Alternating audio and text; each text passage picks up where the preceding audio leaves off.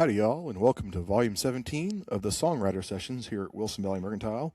Today we're going to be joined by our host, Ely Buck Davis, and our next guest, Dawson Holland. Dawson, Ely, thank y'all for joining me today here on the 18th volume of our Songwriter Sessions. This is, of course, in anticipation of the next Songwriter Roundup, which will be 5th of March is the next Songwriter Roundup here at Wilson Valley Mercantile in the Tasting Room. So, like I said, happy to have y'all here with us. Dawson, Pleasure to be here.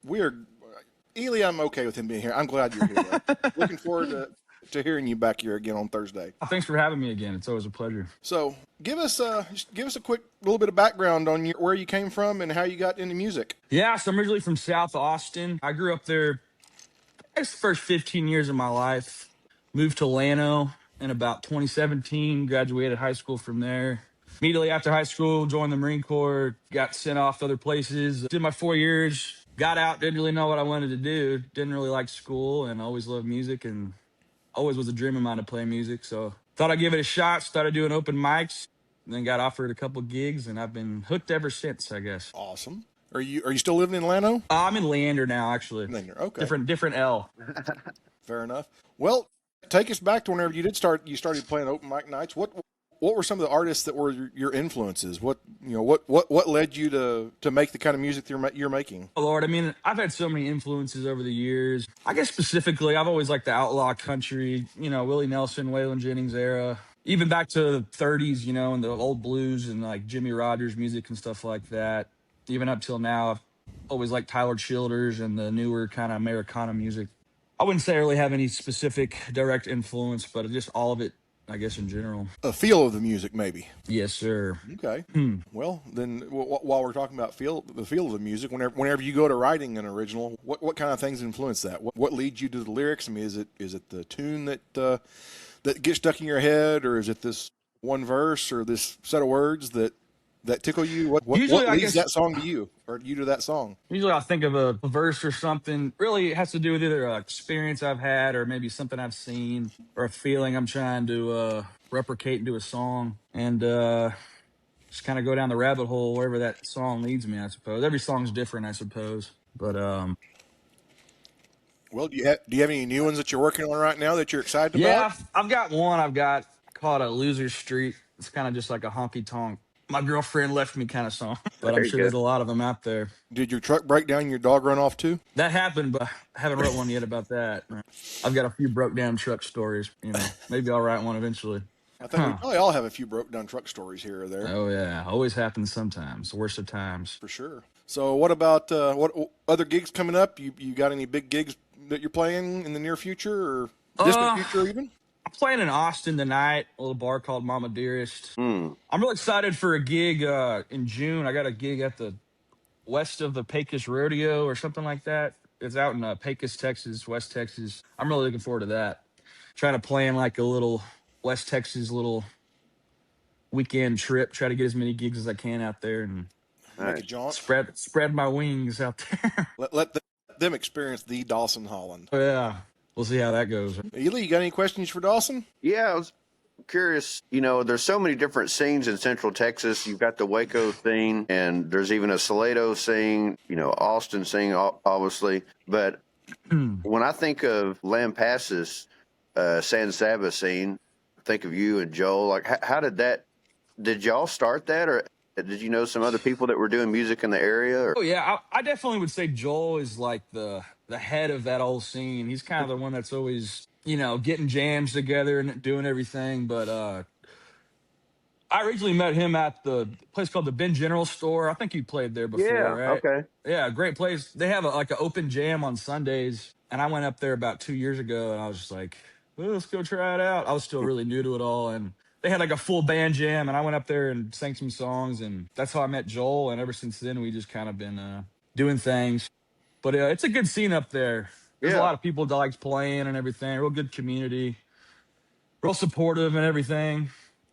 And yeah, I'd say Joel is kind of the godfather of it all, I suppose. Well, someone's got to keep it going. I like seeing that though, Yeah. that small towns starting these little scenes like that. It's good. Oh yeah. It's good for people like me that host different. I host the songwriter roundup here at Wilson Valley Mercantile, and I also do some other hosting at different venues. And it helps me keep a fresh crowd in and a fresh artist in when I see these new scenes. I'm like, oh, there's a whole different group of people in this area. Oh, yeah. So it gives me a pull to pull from, I guess, for lack of a better term. It's always amazing to see how much talent there really is in these little towns and everything. Yeah. I know a lot of guys, like, they're all blue collar, and I'm like, come play some gigs with me, you know? You might not make as much money, but we can have some fun, you know? Yeah. So I'm gonna lead Ely into a question, or maybe not. Maybe it won't make sense. But one of the things that Ely, you've talked about a bunch in these interviews is the class. And that's what I was thinking about as you're talking about a smaller town scene. So I guess the question is, Dawson, who are some other artists that that are kind of coming up at the same time as you have been? You mentioned Joel, but who are some other names that maybe Ely should look into having at the roundup here? I have a good friend named Ethan Pacheco. I think he's about 21. He lives out in Stephenville. He's a real good artist. He's really working hard and releasing music and recording stuff. I think you I think also of other recommended us Doak Hensley, if I'm not mistaken. Oh yeah, my good friend Doak. Yeah. Oh yeah, he's a real cool cat. He's up there in Brooklyn right now. He's a traveling man. So that's been probably what, 10 or so sessions ago, something like that. Yeah, I think so. That wasn't real far into whenever we started doing these interviews. So. Oh yeah, I think I saw some of that interview. But yeah, let me think else.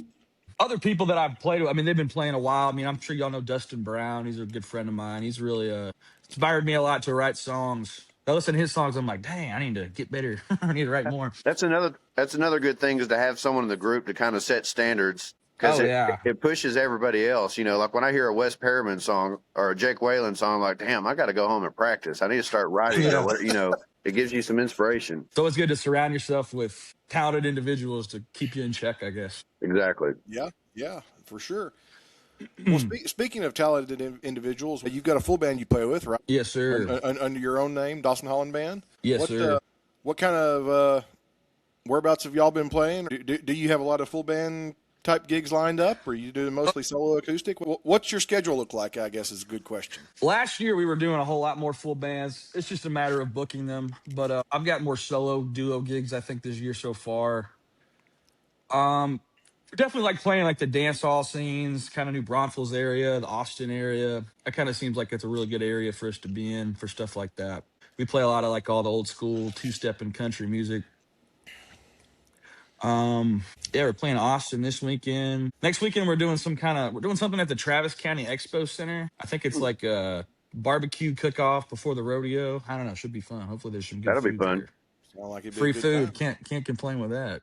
I love Food this and time music. of year. What else could you need? I'm sorry? Food and music. What else could you need? Oh yeah. Cold beer too. Can't beat that. Yeah, I was saying that, lager and fine whiskey. Hey, you can get all those things at Wilson Valley. Obvious plug. Sorry. Yeah, this time of year is the best for gigging, especially full band at different festivals and things. Just the weather is right. Everybody's out tipping, hopefully. Oh yeah, definitely a good time for that. Make sure and tip the hungry musicians. Oh yeah, we're starving. I always love telling people, there's tens of dollars to be made. Tens of dollars. Maybe 11. Maybe 11s of dollars. Maybe 11. Well, one question we I try to ask everybody every time we do one of these interviews is, what for the aspiring songwriter, the guy or gal who's just getting started, what's your advice for that person? I would say just try to get out there and play as much as you can. I guess definitely get comfortable playing in front of people. For songwriting, I guess just write whatever you think feels good to you. You think people might like. I mean, the best way, I guess, to test songs is just play it in front of people. Well, if you're not convinced on it yet, go try it out at open mic night or something like that. Oh yeah, open mics. Yep. Open mics definitely a way to go. I still go to open mics all the time just for bust some rust off and everything. I think we got a similar response from Colin Boutwell talking about but he said take every gig. Even the gig that you don't think you want to take it anyway. And I really like that. Once you get further down the line, if you're playing full time, you have to take the gigs that are going to put money in the bank. Obviously, Absolutely, and that's just the nature of it. At the beginning, I definitely recommend taking every gig, because I've taken my wife to some of these crazy gigs, like a house party or something. I've met people at bars that I was playing at, and they're like, "Hey, I want you to do a housewarming party for me and my friends or whatever." And I always take my wife to those gigs, and I'm like, I'm scared. I don't know who these people are. Like, I need somebody there that I know. And so I bring her along, and she was like, "What other profession could put you in these weird situations?" I played at house parties where like all the adults came out in pajamas, and we're just like, okay, this is weird, but it's like, where else would that happen? You know? Exactly. So I just learned to laugh at it. You know, sometimes it's strange, it's uncomfortable, but then at the end of the day, I'm like, what else? You know, what other job could put you in this situation? What in You the get to meet a world lot are of you? interesting people. What in the world are you worried about, Ely? You're the biggest person around. Unless you're standing by me, I don't know what you got to be scared of. I don't know. I'm just You never know, really. I'm weird, but I'm scared of people that are weirder than me. If you're They're weirder out than there me, too. you're a freak, man. Yeah, shit. Yeah, the one thing with like taking every gig too, like you never know who you're gonna meet and what True. might lead to other opportunities. It's like Exactly. that day I met Joel. It's like if I never went up there to that jam, I would have never met Joel, and I wouldn't have the band I have today. So it's just you literally never know who you're gonna meet, get opportunities and whatnot. Very true. Very true. Right. Gotta get good at talking, I guess. I'm still good, working on that be good one. at talking, good at singing, Yeah. and good at playing. Absolutely. I can't do any of those things. That's why I'm I do still these working interviews. on all three. You know. Make whiskey and grow corn. That's what I can do. Well, Ely, you got any more questions for Dawson? No, can't think of any, but I look forward to the roundup. Yes, sir. Looking forward to Good it. to have you back. Absolutely. Absolutely. Looking forward to seeing y'all next Thursday on the 5th. Yes, sir. Cool beans.